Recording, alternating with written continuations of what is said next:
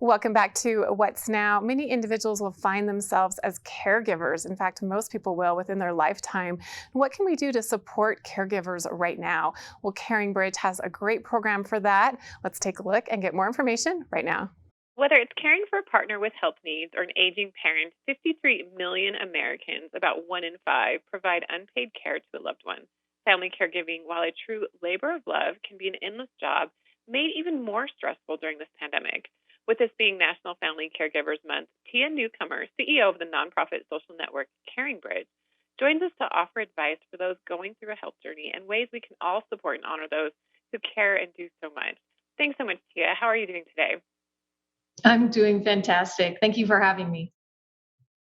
So many people go above and beyond to care for others. What are some of the stressors family caregivers experience, and what are ways family caregivers can help themselves? It's a great question, especially we know during the pandemic that over 43% of US Americans became caregivers. And so more than ever, those stressors are presenting themselves. And while caregiving is often a gift, those stressors are real. And so we always say there are 3 specific things for caregivers to do to make sure they're taking care of themselves. One is communicate. 2 is share, communicate and share. Communicate and share what you're going through with your community and your loved ones. And then 3rd, take time for yourself. It's so, so important. And whether that's a 10-minute walk or a 30-minute bubble bath, taking time for yourself is so important. And communicating, you mentioned, is so important, but it can be really difficult sometimes. When someone is going through a health journey, we all want to help and know what's going on. So how can friends and family stay in touch and provide support to caregivers as well as the person being cared for? We found that the easiest way for caregivers and then the people that support them is to have one place where they communicate both updates as well as how they're feeling and what's going on with medical diagnoses, et cetera. And so a tool like CaringBridge, which is a free online site where you can write about that and in one click share with a small community publicly or a large community. So we encourage people to continue to share.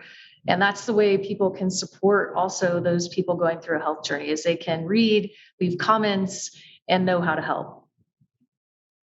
So my family is using CaringBridge right now, and you're right, it's so helpful in that communication process. So everyone knows, having that one place where you can go to get in real-time updates. It's so very helpful. And CaringBridge also shares advice on how to handle tough situations, like when you don't know what to say to someone or ways to emotionally heal. Tell me more about that. Absolutely. We have great resources. We've been doing this for 25 years, almost 25 years. So we have not only people that have been there and done that and have written articles, shared advice, but we also work with national and international researchers that have done specific work on how do you support people that are caregivers? Or if you're a caregiver, what are top 10 tips to make sure that you take care of yourself so that you can continue in that capacity as a caregiver? So caringbridge.org/caregiver, we have a ton of resources for people.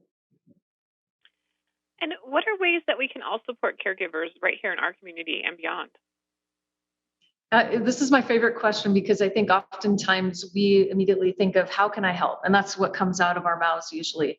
And that puts the stress back on caregivers. So I encourage people, instead of saying, how can I help? You need to be specific and say, here's what I'm going to do to help you. So that may look like thoughts and prayers. That's specific. It can look like I'm going to deliver meals to you on Tuesday at 5.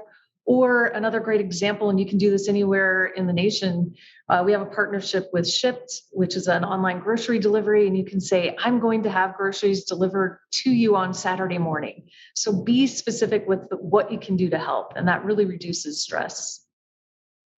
Where can we learn more and support CaringBridge in particular? CaringBridge.org. And there are 3 things there. 1, start your free site, free CaringBridge site. 2, that's where you'll find all of those great caregiving and other helpful tips. And then 3, we are a nonprofit, so it's a great way for you to donate to CaringBridge to make sure the service is available to everyone. Thank you so much, Tia, for joining us today and sharing more about CaringBridge. We're very appreciative of this community that helps with communication and also inspiring us to care for our caregivers of this month. Thank you for your time today. Thank you.